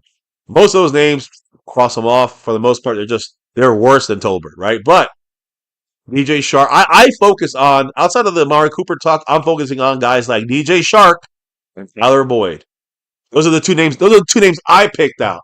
What are some of the names you guys picked out in that group that are truly going to be realistic and affordable? Because Keenan Allen, Amari Cooper, Deontay Johnson, the Cowboys probably will not be. They're not going to be 20 million, 18 million. They'll be, $12 to $10 million. The Cowboys ain't paying that. Feels like a little too rich. DJ Shark might be 3 million, 4 million. Then you go for that as a number 2. That's what you do. What did Mark? I just saw Marco Seppian drop another one. What did he say as he stays fully loaded at 100 points on the stream boss and in first place? He said, I will grant that the 2 running backs are possible and most likely upgrades over Deuce and Lipke. The issue is our starting running back is a nobody, and neither one of these guys replace him. Well, and that's. I do. Like I said, we've got a lot of support staff, but we did not get any lead actors, leading ladies here, and that I do still feel like we are missing another bullet in the chamber when it comes to the offense. That's what bothers me. About that. Like you said, we've got a lot of options, but we need more bullets. Yeah. Well, I just read y'all the bullets that are left out there. Yeah. I would go DJ Shark number 1, Tyler Boyd number 2. You get him for 3 million, 4 million. As your number 2 is better than Mingo and better than Jalen Tolbert. That's all I'm thinking. Amari Cooper they're talking about it, but I don't know. I don't really expect the Cowboys to dish out $12 million for fucking Amari Cooper. It's not going to happen. So When you look at this lineup here, obviously you look at CeeDee Lamb, Mingo, and Tolbert. Those are our starters. And then you got Flournoy, Jalen Brooks, Devontae Turpin, and then you got a couple other names on that list here as soon as that comes off there. But Marco Stepien drop another $2 holler. Add in a little comment there. What did he say? He said, "What the fuck is wrong with $10 million for number 2 wide receiver?" Cowboys won't do it. I don't see the Cowboys paying $10 million to Amari or to Keenan Allen. We'll see. I don't know what their value is because they're so much older now.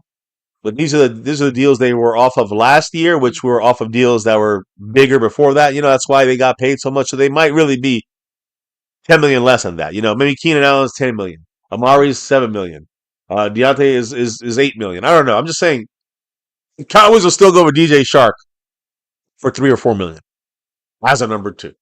That's my opinion. That's my opinion. I don't know. We'll see what happens. But I do think that if you go from by name, Keenan Allen, Amari Cooper, Deontay Johnson, those are the best 3. If you go by affordability and reality, DJ Shark and Tyler Boyd would make me happier. Would make me satisfied as the number 2s for our team. That's it. That's all I see. Now, any thoughts from you, baby, or on these receivers or on these names, or? I mean, it still feels like a little bit of a Goldilocks situation where it's something about all of them. It's like, oh, too hot, too cold, too this, too that. I agree with Cheese. I think Amari Cooper is a little bit too old. And it's less about like his actual like, oh, he's old, we got an old man, and more he already had a few kind of injury issues, and that was back a few years ago when we had him and he was younger and healthier. I don't really want to bring back Amari Cooper if he's going to miss half the season or more because he's banged up and hurt doing God knows what. So, well, he's always got that plantar fasciitis. Yeah. Always got that. It's not going anywhere. He's still going to have it. He's going to be older. He's going to probably have more of it.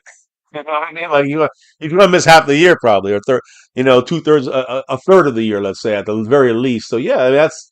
Do you want to pay a guy that much, $8-10 million to miss most of the year? We have to go with our backups anyways. The other reason, and I hate to say it, but there's like one small petty reason why I wouldn't want to see the Cowboys maybe get Amari Cooper. And I know it's because they're going to try to pin the blame on anything that goes wrong on these players that they got or somebody. Now they'll always do that, no matter who it is. If Amari Cooper or somebody else, they're going to say that. But something about it being Amari Cooper makes him the easier target. Much more the wrong way. Maybe. Just being real. All right. Back to you. So now that we got that kind of out the way, the offensive side, let's finish up. We did special teams, offense. Let's finish up with deep. We talked about Amari Cooper. This is the end. So get your last drops in, your last thoughts in. Because now we're going to finish up with defense, and then we're done for the night. Okay. So let me explain this real quick to you guys, and kind of show you what we're seeing on defense for the Cowboys going forward. I mean, you see 1, 2, 3, 4 guys here that we drafted on offense, but Phil Maffa is he's your short yardage guy, and Cornelius might not even make this team. Blue and Booker are, those guys definitely making this team. That's 2 out of the 4 on offense. What about defense? Well, here's defense.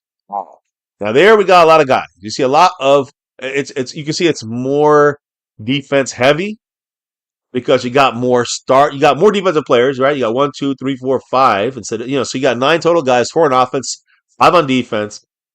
But look what they're all falling at. Izaraku is falling as a backup. Jay Toya, what is it? Toya. Yeah. He is right behind Mozzie. Toya, I think. Toia. Yeah. He is sitting right behind Mozzie Smith there. King Besote, the last pick of our draft in the 7th round, is right behind Solomon Thomas there as the other 3-tech defensive tackle. The guy we traded up for at linebacker, Shamar James. He's our 3rd linebacker. And then Savon Revel Jr., who, of course, has that torn ACL. He's been working back. He'll be the starter. I'll tell you that right now. But he's right now, showing as the backup to Bland. Now, you're seeing how everything is listed. Look at our starting lineup here. What's up, Dave Brown in town in the house? Our defensive starters. This is what it's going to look like, guys. Micah Parsons, of course. Oso Digizua, Mozzie Smith. The question is going to be here: will it be Dante Fowler Jr.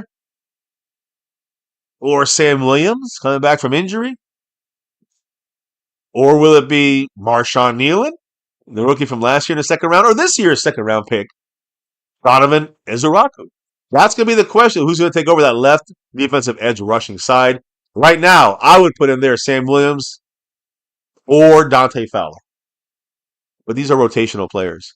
So you're going to see you're going to see Micah with some Nealon, with some Izaraku, Sam Williams, and Fowler, and they're all going to be mixed up in that defensive pass rush front line, in my opinion. So now also I want to make sure you see behind Mozzie, I really like Jay Toia right there behind Mozzie. I think he may, if Mozzie has another week training camp, we'll see how Toia does in training camp because that could be something to watch for.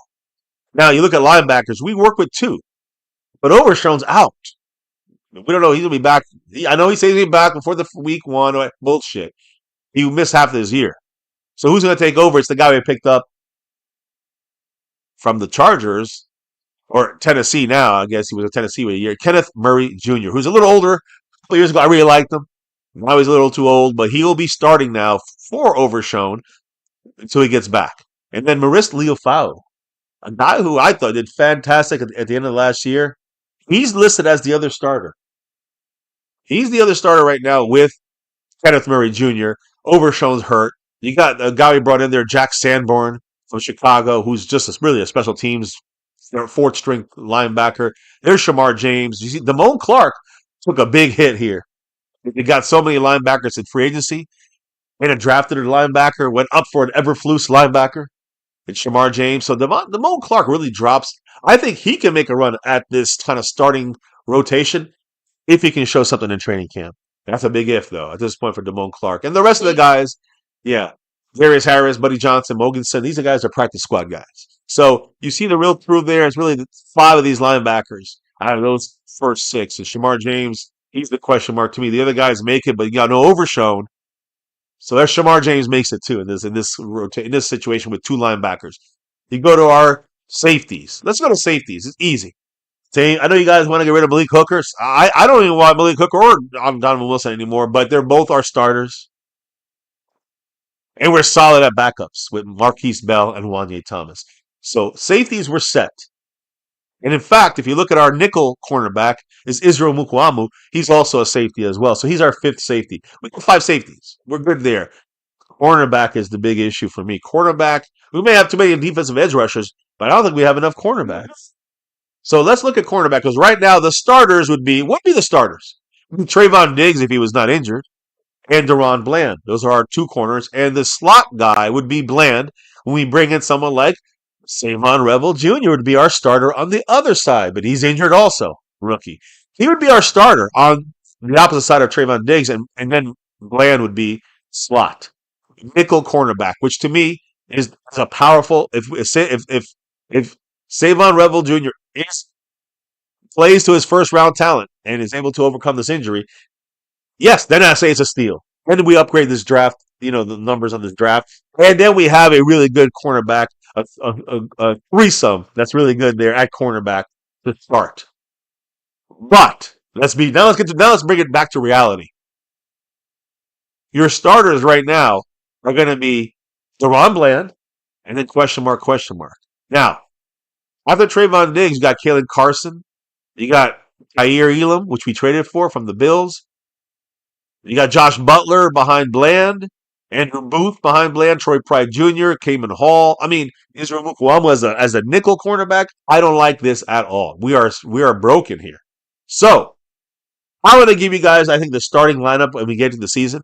It's not going to be Trayvon Diggs. It's not going to be Kalen. I don't think Kalen Carson's going to start, even though he got hurt. Remember, he's coming off the shoulder injury as well.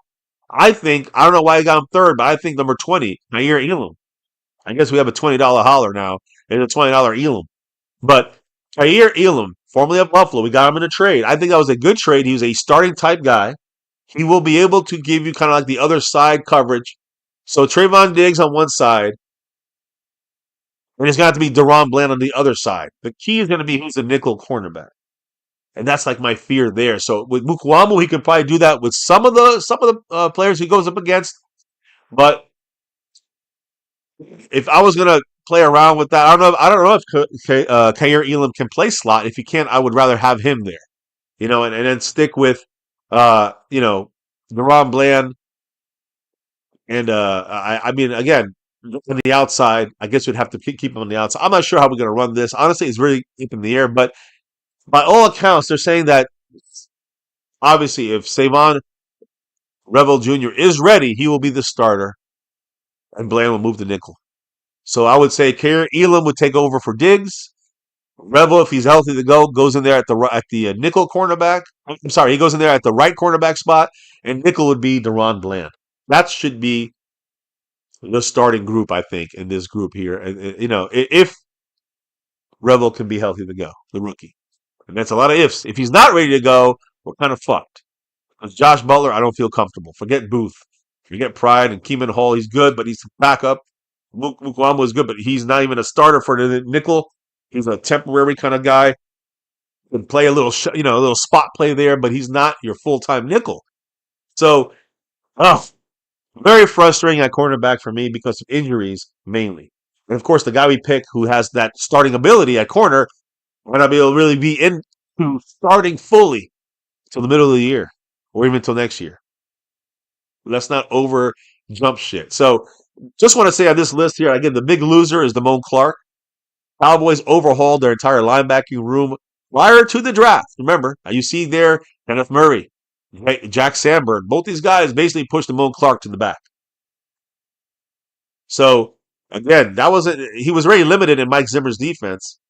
The Cowboys weren't. I guess Everfluss is not really a big fan of him either. They traded for Murray, Sandberg, trade up in the draft to get linebacker Shamar James from Florida. I'm not Everfluss influence, which again, he for that player and also on defense was felt throughout this draft. It's an Everfluss type draft on defense. He's our defensive coordinator. You can feel it through the picks. You can see it through the picks. He's a former linebacker coach. Remember, he coached the Cowboy linebackers some years back. So his thing is linebacker, and he moved Damone Clark all the way down to sixth on this list. Out of and on two linebacker spots. That means you're a third stringer. And Damone Clark might be floating away here from us sooner than we think. The last thing I have to say today, who's the biggest winner in this whole thing? It's Micah Parsons. I'm going to tell you why. Micah Parsons, guys, the Cowboys have a lot of defensive edge rushers. Why? We're going to replace Micah. One of you guys said we may trade Micah away. I think in the future, there'll still be a win for Micah.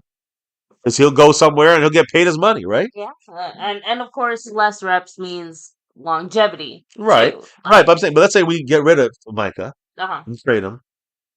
Well, when I say longevity, I mean even with just another like team. as simple as us trying to just say forget it. No, I got confused because we're talking about trading him away, possibly.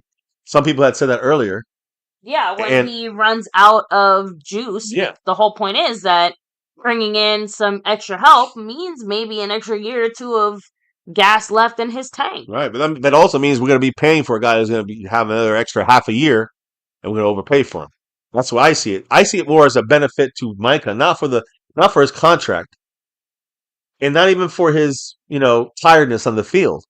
To me, with a lot of new faces and moving pieces, you got to remember Micah is the one everyone's watching. So he's the star, and the whole unit revolves around him. He never stopped playing hard. Even when we were out of contention last year, he still played his ass off. He was on the sidelines, almost unconscious, overplaying, like you said. Playing him so hard, you're going to make him tired. That's what I'm trying to say. Forget about his career. It's about this year. This year, he's going to have the opportunity to be moved to linebacker a little bit more, the opportunity to be moved around the defense a little more, the opportunity to take more breaks on certain downs, like run downs. We need a guy who can actually stop. Well, let's get Marshawn Nealon in there. Sam Williams, they're better at setting the edge. So my point is that, I think that it's going to make him, it's going to give Micah the ability to thrive in an Everfluss defense where he can be moved around with so many edge rushers. Now, I know some of you guys said, well, maybe this is, like Mark said it, maybe this is a good thing for the edge rushers to kind of, keep him healthier, so we'll keep him for extra years, and and we can trade him now because we don't need him. I don't think any of these guys come close to Micah Parsons. Even though we could trade him in a couple of years, now is not the time. He's still at his top level. You don't want to pay him $40 million because by the time you pay him $40 million in the second year of that $40 million contract, he's gonna be worth $15 million and then less every year after that. So keep that in mind. But right now, you're right, baby. He does. It makes him last longer in his career, but more importantly, it makes him last longer this year. We're in contention. We got guys that can, spell him for a play or use him for certain types of plays, and we have the ability now to have that with a lot of these edge rushers we have out there. Now, Cowboys, we took Donovan Izarok, who is very similar, undersized. He's what, 6'2", 248? He's undersized for a pass rusher. But he's very quick and fast for a pass rusher. So again, that's an athletic pass rusher right there. And we also picked up Peyton Turner in free agency, who's banged up, but he's an athletic pass rusher. He's not going to play full time like he did with the Saints. He's going to be a rotational piece for the Cowboys. Same thing with Dante Fowler Jr., which we know already. He's back.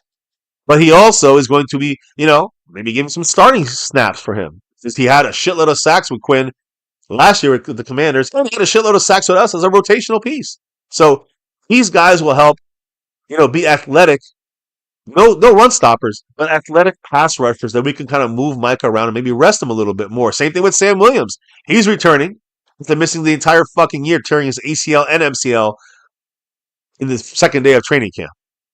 So the ability and the agility of all these players to interchange and rush from different positions on the field is a nightmare for opposing offenses to deal with at the line of scrimmage, and it is the way that Eberflus tries to run that defense, moving pieces, kind of having not just Micah moving around, but everybody can move around.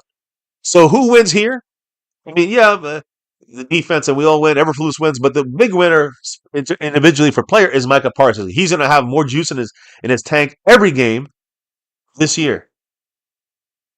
And not just because he gets to sit out for a couple of plays, but also because other guys are going to be moved around, and he's going to get maybe a little bit less beat up when he's in the game. So that's kind of the thing I see there. Now, again, the last part of this whole situation, that's the Micah portion of things.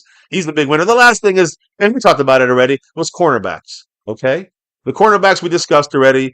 I just don't see anything there. So I think receiver, cornerback would be nice to kind of pick up before we kind of finalize things on this roster. And I'm really hoping that the Cowboys go that route. You know what I mean? Any thoughts from you, baby, on this and our defense? And I mean, we got, edge rushers, we got galore. It's going to help. It's going to help Micah. Mo Clark's going to be hurt a little bit because he gets dropped down in the list because of the linebackers we picked up and that we traded up for. Safeties were fine. As fine as we're going to be. Cornerback's a big hole. I mean, I guess throughout all of this discussion, the injuries, I guess. I am curious to see how we complement Micah on the D line this year. Well, I mean, I just like that. I know that. That's what I'm saying. Like, I'm curious to see how that actually looks in action and in reality. So you got Fowler, Izaraku, Nealand, Peyton Turner, Sam Williams. I mean, even Tyrus Sweet. Tyrus Sweet had he's a good third stringer. He's fourth stringer here. So we have enough guys in here. We'll be fine at edge, especially depth wise. We're good. But it's going to be more, I think, more than the players is how Eberflus uses Micah Parsons and the rest of the defensive players, which is going to be interesting, I think, to see how that works. And this, again, third straight year with the new defensive coordinator for Micah and the defense. Third straight year. Remember that, guys. We had Dan Quinn, then we had Zimmer last year, and now we have Eberflus. Just think about it. Not an easy thing to do. Got to be done, but not an easy thing to do. Remember, we're going to be running the base defense. We're going to be running is basically a 4-3, really almost like a 4-2-5. I guess you can call it. We're going back to that style. It looks like based off of this with 2 linebackers and 5 defensive backs. Basically, we're going with a nickel defense is our base. If we bring in an extra safety, it'll be a strong nickel. A big nickel is what they call it. So again, that's what we're looking at for this year. I heard your thoughts. I heard you heard my thoughts. What is the chat saying as we wrap this up for the night? Because you won't see us till May, guys. Just letting you know. You'll see us dropping videos every day, a couple videos a day, but not live streams. Live streams will be in May. We'll kick that off again, probably in a week or two. But when we start off again, we will have a brand new board. We're going to crown some champions tonight. That's In a right. couple of So, minutes. I don't know, Rodriguez said MCF. You're saying Mike is going to tap out after the Cowboys are going to pay him over 40 million? No, no, I'm saying the Cowboys. If the Cowboys don't pay him 40 million, the Cowboys will say we'll trade him away. Is what I think the Cowboys will try to do. If the Cheese Louise 23 throwing out there. I hope we don't trade him. True Cowboys said finally we have an attacking defense. We do. Again, I see when I see those red guys, that gets me a little nervous. I see Overshow not playing and Biggs not playing, and we know that Savon Ravel Jr. is not playing either yet. Those are 3 starters we're missing. You guys feel me on this? The 3 starters right there. And yes, Rebel Jr. is a starter when he's healthy, as a rookie. Even if the 3rd rounder, he's really a 1st round, 2nd round graded guy. Trayvon Diggs, don't know when he's coming back. Don't know when Overshown's coming back. Those are holes that we got to fix for first half of the year. That scares me.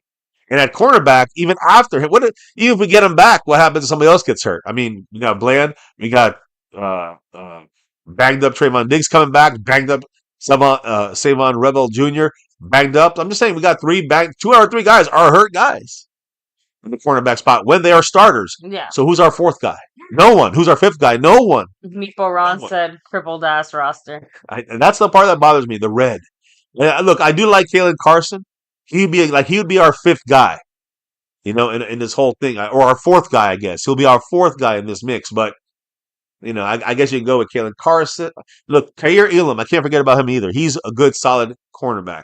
So I guess Kair Elam, Kalen Carson, Josh Butler, Keeman Hall. These are 3 or 4 backups to our starters, but 2 of those guys are hurt of our starters at corner. That's my fear. Anyways, there you go. So fuck the Eagles, Meatball Ron. Fuck the Eagles. Always. Rolling back here through the final little shout outs. Make sure to take a second to hit like, subscribe, hit that notification bell. You guys can follow us anywhere and everywhere at MyCowboysFamily. And of course, hop in the Discord links in the description box down below. Yeah. Let me see Robert Longoria. Have a great night. Homegrown Cowboy, Drums and Cowboys, Daniel Berry Sports Highlights. Yeah. True Cowboy, Rolando Rodriguez. Of course, a big mahalo to Marco Sepian. Hell yeah. Skeptical fan, always staying skeptical. And Calvin Richard. Yeah. Hey, everyone, I hope they voted already because I'm about to shut this vote down. Yeah, go ahead and close the poll down so we can read the results. After all of our this and that discussions, what did you guys think? Because I gave it a C minus, so a CD range. Mm-hmm. You gave it a BC range, a B minus. Most people gave it an A minus out there in the sports world. I'm saying in the analysts and the professionals, they gave it a minus. So A minus from them, B minus from you. I gave it a C minus. What did the family here with the votes when they finish it off here? I think we had 57 votes. What was the final tally? They agree because 47%. They agree with the experts. A-B. Not with us. They agree with the experts. 40. That's almost half of the family here believes it was an A to B draft. Wow. I'm really surprised, but okay. How about B to C? I guess was second, right? Mm-hmm. With 29%. Okay. So we're looking at almost 80% there? Yeah. Close to 80, 75%. 3/4. Again, it kind of plays out to what we had this whole time, right? Yeah. About 75% like this draft. It started off about 60-40. Now it's 75-25. Because I think it's kind of interesting is the fact that DF is actually next with 14% and then the CD. So, if you thought this draft was bad, you thought it was bad. Yeah. Not just like, oh, it kind of sucks. 15%. Like you thought it was bad. Well, we know we have Meatball Ron, a couple other. Hey, Harley Dad in the house. He's a Niner fan. So, those guys gave it an F. But my point is that much love to you, Harley Dad. I appreciate you. Hey, I'll be going live in about an hour on the After Dark specials. The After Dark fun. As you can hear, though, I'm sick, not feeling great, and it's going to be a quick stream after dark. But either way, yes, this was the stream we had to do. Got to get this one done, and I'm glad we got the votes. I'm glad that you guys are very happy with this. I hope you guys are right. I want to be right about this. I want you guys to be right about this. I don't want to be right. I want you guys to be right about this. I just see too many holes in this team, too many in this draft. Saying the moves we made were not anything extra special. It was just a little different than usual. All right. when it comes to free agency, we got an overhaul of guys here and there, a little Everflus impact, but the draft was left a lot to be wanted, in my opinion. And so, yeah, I mean, when I look at the offseason tracker, a couple new names, but nothing special. So the best player we saw, the highest paid player was Oso Digizu, our own, and the highest paid player off our team, I think, was Dante Fowler, if I'm not mistaken. So a former Cowboy who came back to the Cowboys. So when you look at this, you're like we didn't do much there. Of course, we traded for a couple guys, Kerry Elam and the quarterback, the backup quarterback. But the draft is where the Cowboys, that's where they hit the jackpot all the Yeah. time. And I just don't see jackpot here for the Cowboys once again. Not that we had it the last couple of years, but it's just a lot of things, a lot of question marks to be answered. And again, until I see it, I'm going to give it a C minus until I see how Savion Revel Jr. is going to respond. How are we going to use Izaraku? How are we going to use Jaden Blue? And everybody else after that, are they even going to make the team? So it's a lot of question marks for me, for your boy here, FCF. MCW is a little more positive. You guys are very positive. I turn into negative Cowboy fan here, I think. Over these 9 years of doing this shit, it's really getting to the end of I'm getting to the end of my rope with this fucking Cowboy front office. I'm getting to the end of it. And the players are players, and I know some of them can be moved around or traded or mistake players, whatever you want to. But goddamn, we really had a chance to do something. I think last year we let it go, and now we're in this situation because I think last year we let some opportunities go. Now we're working back up, and it seems like it's almost too far to work back up. I don't know. Too many holes on this defense and offense. Too many holes in this team. When you are almost, it almost feels like a soft rebuild in some ways. But hey, maybe I'm crazy. Maybe I'm crazy. Thank you, Harley Dad. He's saying you're very pretty. Yes, she is. She's a hottie. Appreciate it, Harley Dad. Oh man, come on. Hey, come on, Harley Dad. You're not Casey. You can handle it. I'll see you over there. I'll see everybody over there and Orlando and everybody else in the house. I see Orlando Rodriguez. I don't know if you gave all the shout outs. I think you did. Mm-hmm. I'm going to start giving the shout outs here to those that have won. You see, the sponsor of the last 3 months has been John Luna. Shout out to the man, John Luna. But he's finally giving that mantle over. I should say back to Marco Sepien. Much love to Marco Sepien, who is first place on the overall board. He's also got 100 points and is fully loaded on the Stream Boss. That's right. So extra double shout outs to Marco Sepien there. Half a takeover. Now, what about the gifting memberships? John Luna had that for 6 straight weeks, I guess, or 6 straight times. Yeah. Well, Skeptical Fan has taken over. He is the new membership gifting king. Thank you, Skeptical Fan. He won it with just 2. Very easy. And Skeptical Fan, even though he is the Cash App king, he lost the crown starting tomorrow, the next time we go live. Or I say in May. When we start the next stream, will be in May. Because the winner of the Cash App side is Cab52, who dropped 20 in there, took it over, made it to the top of the list as well overhead. Shout outs to the man, Cab52. Thank you. And congrats to you as well. I think that's everything. I think we named everybody. That means that Marco Sepien gets the bonus membership. The bonus raffle entry. And that means that 2 guys, that was at John Luna and Aussie, they're in the starting over everything. So that's 2 guys plus Marco Sepien is 3. And everybody who got a name in the raffle, we're going to take 4. Got a name in hitting the goal, I should say, not in the raffle. Anybody got their name in hitting the goal in the last 2 months. I'm going to put all those goal names. Some of them are going to repeat a lot, like Marco Sepien and Calvin Richard. But I'm going to put all your names into the raffle, and we're going to pick out 4 names, and those 4 names will get put into this one here, where they only have 3 people waiting.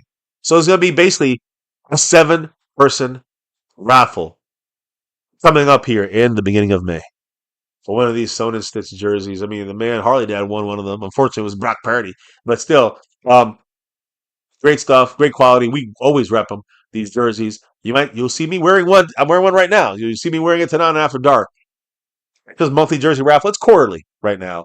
Shout outs to everybody who got into this thing, and thank you guys for hanging in there with us for the last 3.5, 4 months of slower football news. But now we're rolling, And now we're going to have, like I said, OTAs in about 2 weeks. A rookie mini camp in 2 weeks for the rookies. Regular OTAs about a month from now. We're going to have everything rolling into June and July as we get a training camp. And it's the season. So there we go, guys. We'll see what happens when it comes to trades and any kind of moves. Try to post a short or go live if we can. If there is a big move made by the Cowboys, May is the next time we're looking to go live. So appreciate you all hanging in there and hitting the thumbs up, the like, subscribing, hitting that bell, dropping the love. In fact, let me shout out those who dropped the love from above tonight. John Syme, of course, he's in the Navy Blue crew. Daniel Berry Sports Highlights. Big shout outs to you once again. Always the 2 for 2. We got the Man Skeptical fan who dropped the thanks, dropped some love. Shout outs to him. Help hit the goal with Calvin Richard, who almost took over first place, almost solidified a raffle entry. And then Marco Seppian, who solidified a raffle entry. Shout outs to all of you guys who dropped the love tonight from above. I'm going to do a quick after dark in about an hour. And I mean a quick one because I'm having trouble speaking and breathing, but I'm still hanging in there. And I'll go for an hour or two, whatever I can go. So if you guys want to get today's theme over there is sick. The word sick. If you can find a song or a group or an artist with the name sick, sickness, sickly, that counts. Okay? Sickening. Get your brains working. I try to make it hard for you guys because I'm sick. So I have a cold. Like Pat Pfeiffer was in the house. Thank you, Pat. I hope you're doing better. I know she had COVID. So I hope she's feeling better. She's on the way out of COVID. I know that, but it takes a while. We know how long it takes to get out of it. 2-3 weeks to get out of this COVID shit sometimes. So I don't have COVID. I just have a cold. And I'm kind of trying to get through it. It's been 2-3 days, but yesterday was too much for me to do anything. Took off a bunch of after darks off.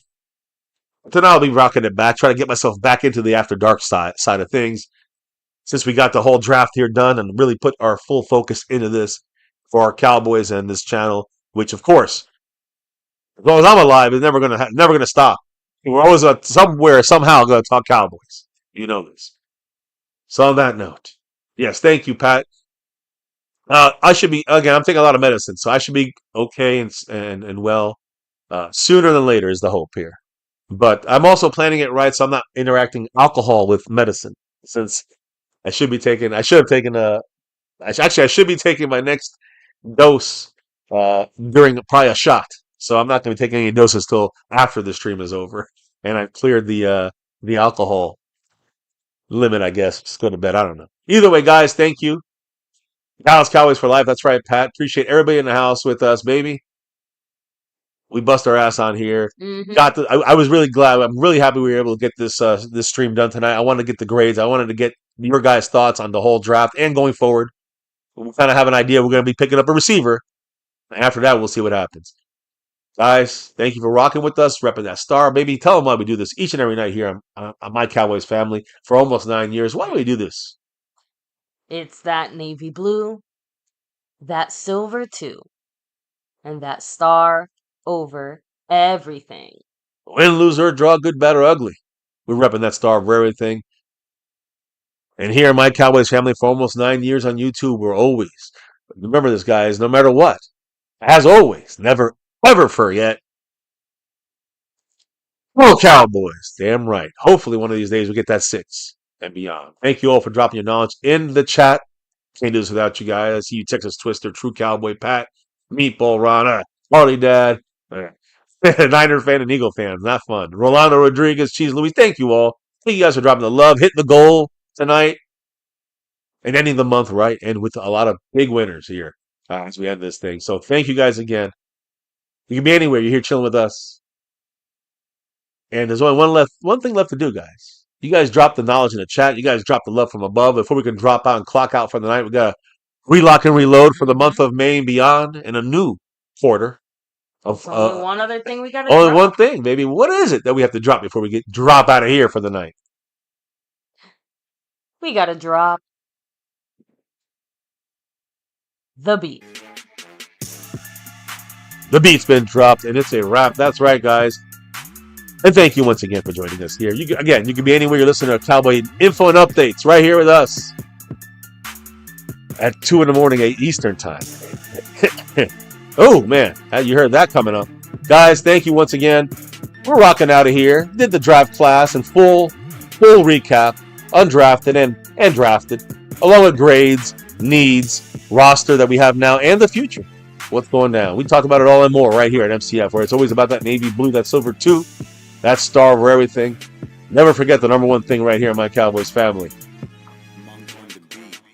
You guys. You can't do this without you guys in the chat, in the discussions. Can't do this without your love and support. But also, we need you to hit that like button for the stream, subscribe to the channel, and hit the notification bell so you know when we're going live. Almost 9 years on YouTube, guys.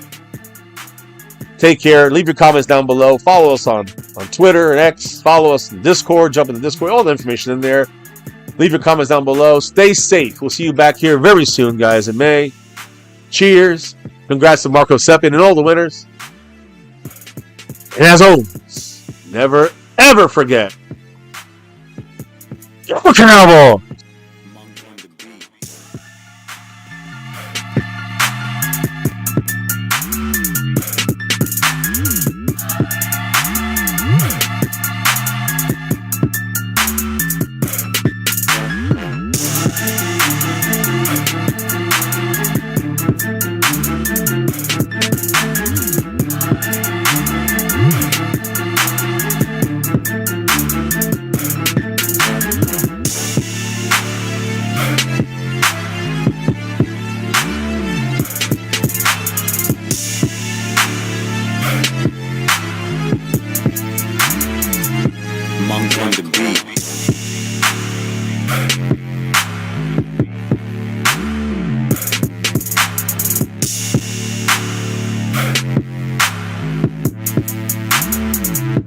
Monk on the